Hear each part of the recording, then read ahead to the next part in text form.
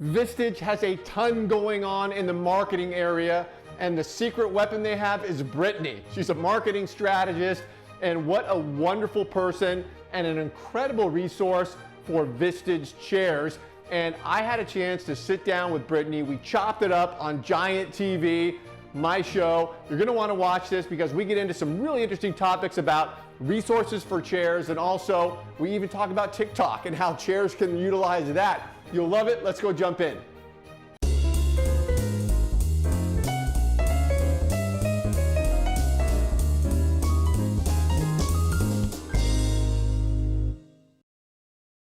Hi, everybody. Welcome to Giant TV. This is Paul Hitchcock. I'm the founder and president of Giant Jacks Media, where we help other businesses and solopreneurs to grow and nurture.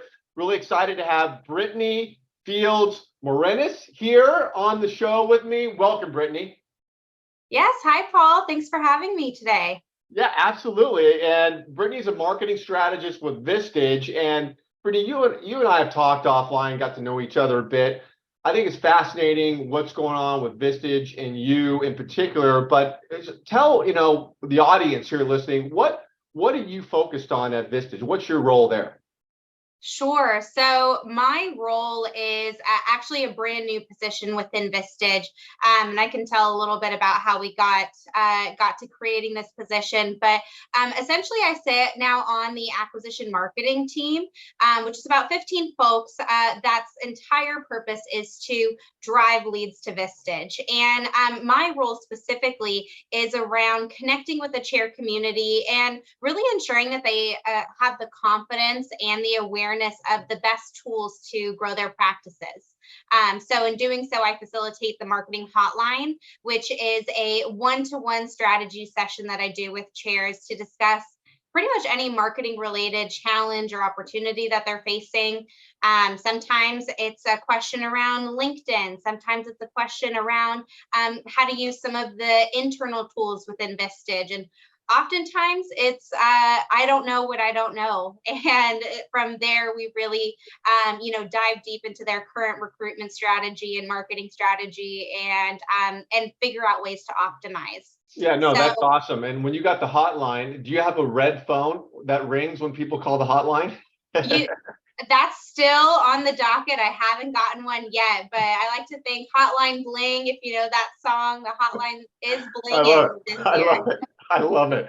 Well, and then Brittany, so yeah, your marketing knowledge is awesome. We've had a chance to dive in a bit on details on stuff, but are you helping chairs at every level? Like chairs just coming out of academy, or is it more senior chairs, or just everybody?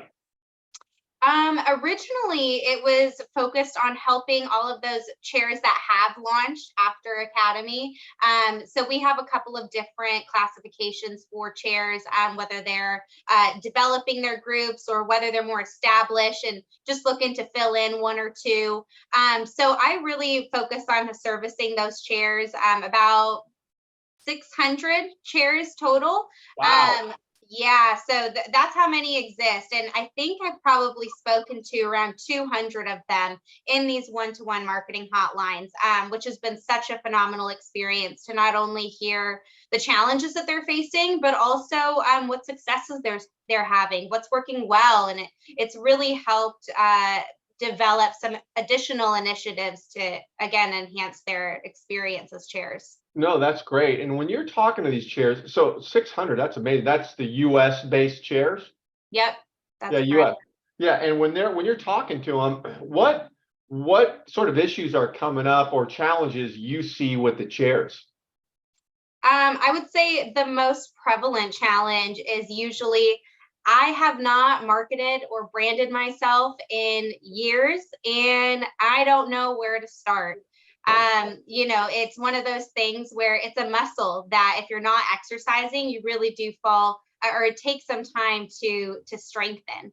Yeah. Whether it be improving their brand on LinkedIn, getting into that habit of consistently engaging in outreach. So yeah, probably the biggest challenge is they haven't done it in a while and don't know where to start. Yeah, no, that's interesting. And I've seen that too with chairs that their chairs, and they didn't have the brand before because they were successful and they had other people doing other things for them. Now it's kind of on their plate. So I've noticed that too.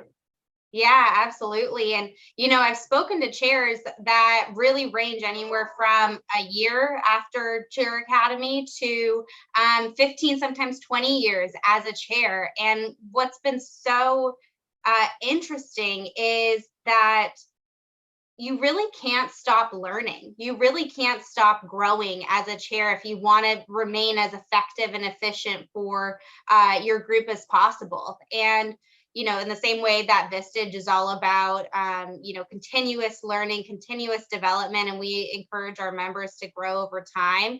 Chairs that embrace that evolution, it really does correlate to having a thriving practice. No, that's a great point. And your position came about because I know Vistage is constantly iterating and helping, but it came about. How did it come about? What was the thought process behind it? Yeah, so I actually came to Vistage almost 3 years ago as a regional consultant, Okay. which for those that aren't familiar, the regional consultants really focus on membership sales for the business. I not only focused on inbound leads that came into the business, qualified them, and then connected them with the relevant chair within the community, but I also went out and did my own prospecting, generated referrals within my region. Yeah. And that success sort of led me to, or led us as a business, exploring this possibility to offer some consulting and create a position that acted as a liaison between what's currently working with Vistage, what are the best tools and resources to be aware of related to acquisition, and how do we best partner with the chair community to ensure that they have that confidence to go out and recruit as well. So it's really happened very organically, which is awesome. No, wonderful. And Brittany, when you're talking to chairs, I mean, is there a certain type of a personality or something that chairs have to learn if they don't have the skill as they're growing and having to focus on selling and marketing, branding? I mean, or is it all over the map? Like what do you teach and coach there a little bit? That's a really good question. I think the first thing that I try to convey to chairs is, to never stop marketing and realizing that in order to keep your group full, you really can't pause on the social engine. So making sure that your social media is up to date, making sure that you're consistently developing content, and more so developing a brand that people can buy into. And that's what I really love about the work that you do, Paul, is that you have this brand centric approach to marketing, and particularly in terms of like video marketing, for instance. I totally believe that video marketing is the future, and it's really the only thing that Chat GPT and AI can't replace nowadays. Um, yeah, so I think it's really about establishing your brand first and foremost, and also being an intentional networker as well, to intentionally continue to expand your network, whether it be on social media or in person, and focus on that referral piece to generate referrals and yeah, continue to have a relationship focused approach. Yeah, well, thank you for the kind words. And yeah, I couldn't agree more with you on the having a process there. I mean, a couple of the new chairs I've started working with are master chairs, and they've been chairs forever, but they didn't plant the seeds for so Yeah. many years that would allow them to harvest later on. And I think you would probably confirm that there's attrition with the members of the chair groups because people are buying and selling businesses or getting whatever's going on. So having the seed planting going on in a process consistently, would you say you see that with the attrition where you got to have a process in place up front to backfill and so forth? Absolutely.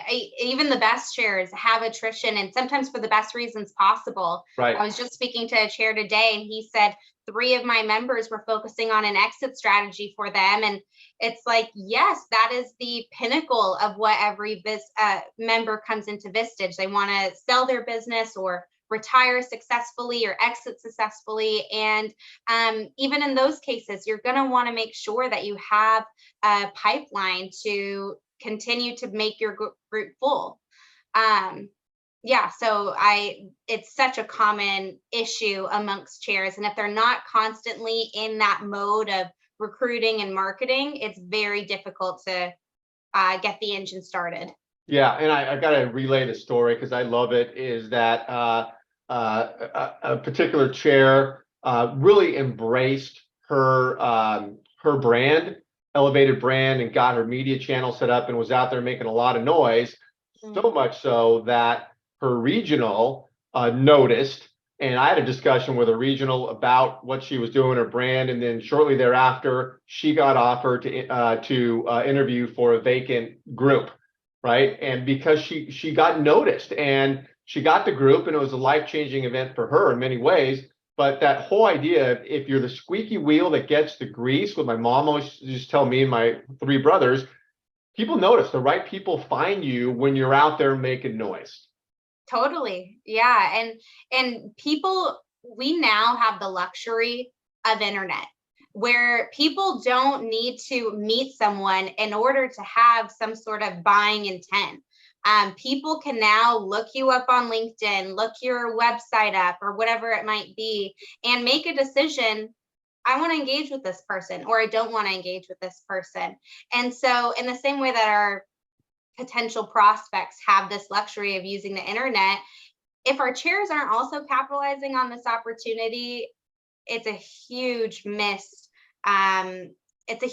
way of connecting with prospects. Agree. Should chairs be on TikTok? That's a really funny question. And I don't know if they necessarily need to be on TikTok, but what studies have found is even if they're posting on LinkedIn, the most viewed videos on LinkedIn have like a TikTok emblem or a TikTok style to it. I think just because our brains are wired, TikToks figure out the algorithm to keeping our attention. So it could be worthwhile to do a video on TikTok, even if you're not engaging and growing a platform on there, and then leveraging it on LinkedIn. What you just said is awesome. I've noticed the same thing in the videos I post. Yeah, my kids are horrified I'm on TikTok, and so I like post a TikTok, and I'll post that TikTok video to LinkedIn. It's exactly what you said. The views, because the TikTok, little logos in the corner, you can see it. And you're right. I don't know what it is, but something happens. Those get the most views. So your point is incredible. I couldn't agree more. Yeah. Yeah. And what's interesting is that TikTok is now setting itself up as a competitor of Google, as it becoming a search engine in and of itself. And I know I'm guilty of it on my own, as I'll look up on TikTok, what are the best restaurants to enjoy in Orange County, or what are the best workouts to do at the gym for legs. Absolutely. And so people are going to TikTok almost in lieu of Google a lot of times. So I can imagine some early adopters of TikTok within the chair community could be a really big competitive advantage, not only to other chairs, but other competitors, in different organizations. Yeah, that's a great point. And that's a great point, because all the top marketing people in the world are on TikTok doing things. And like you said, there's sports and the workout people. I mean, there's legit stuff on the show. It's not just dog, cat, and like animal videos. It's so much more evolved. Yeah, absolutely. And it's really just about TikTok's great because it celebrates people and it actually pushes people's content out when they have some sort of unique passion about something. And our chairs are some of the most knowledgeable, eloquent individuals in the world. And so if you have some former tech CEO or some former manufacturing CEO that built and sold so many companies, you're going to be able to get a following of maybe some emerging leader candidates, some key executive candidates. You really just never know where that opportunity could go. Yeah, no, agree. And the three most visited sites in the world are TikTok, Google, and YouTube, and in that order. And you're right, because yeah, on the so when we're getting the social channel set up for chairs, they're all on LinkedIn, and I say, okay, what about a Facebook company page? What about LinkedIn groups, Twitter, all these things, and TikTok? I put it out there, and I said, for the reasons you just mentioned, and it gets a snicker every time, but it's like, okay, get out there, and just amplify yourself. So yeah, I love it. I love it. Exactly. And more than ever, buyers really need social proof to be able to make a more confident decision. And I think the more that you can get out there, give your own, really help your candidates get familiar with who you are before you meet them, or have your candidates become more familiar with who your group is before you meet them. That's really going to inspire confidence, inspire trust, and lead to a higher engagement down the line. Yep, Brittany, I could talk with you forever about this stuff. This is really, really awesome. Want to thank you for being on here. And yeah, I know we're staying in touch. So I'd love to track your progress, but thank you. Thanks, Paul. Great to be here. Yeah, talk to you soon. Talk to you soon.